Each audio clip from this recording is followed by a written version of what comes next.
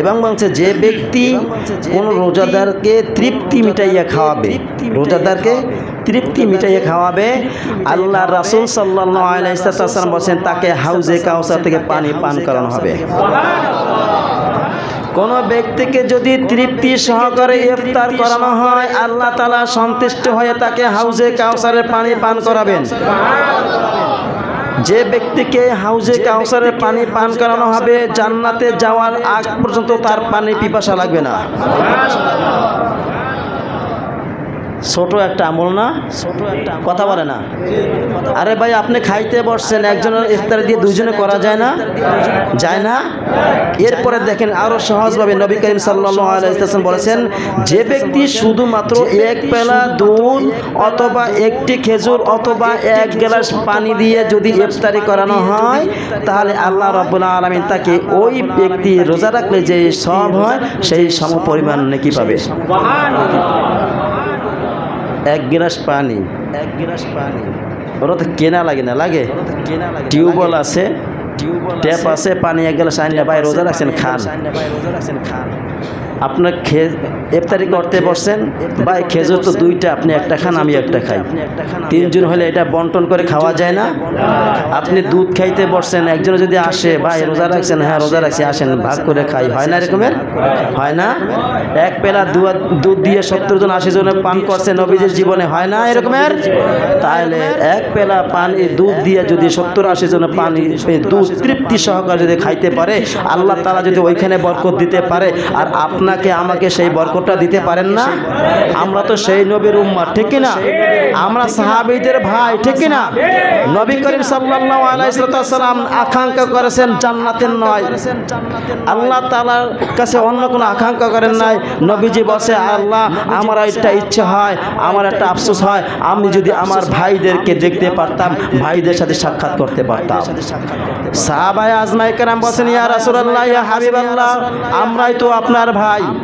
নবী করিম সাল্লাল্লাহু আলাইহি ওয়াসাল্লাম বলেছেন, না তোমরা আমার ভাই না, তোমরা আমার সাথী সঙ্গী।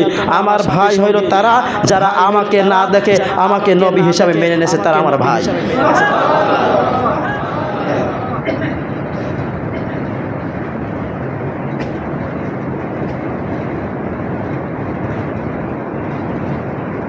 তাহলে কিয়ামতের দিবসে আল্লাহ রাব্বুল আলামিন সূর্যটাকে এমন কাছে নিয়ে আসবেন, এমন কাছে নিয়ে আসবেন, যেই পাপ যতটুকু যার পাপ সেই পাপ অনুযায়ী তার ঘাম হবে।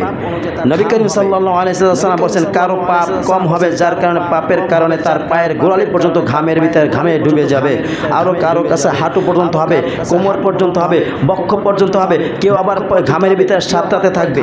এই সময় আল্লাহ রাব্বুল আলামিন যদি কোনো বান্দাকে হাউজে কাউসারের পানি পান করানো হয়, ওই উত্তপ্ত প্রচণ্ড গরমে আর তার পানির পিপাসা লাগবে না। আমরা চাবো ইনশাল্লাহ ভাই একদিন যদি ইফতারি করাইতে পারি আল্লাহর সন্তুষ্টির জন্য। নবীজি বলেছেন, এইটা শুনেছি, মানব, আমল করব।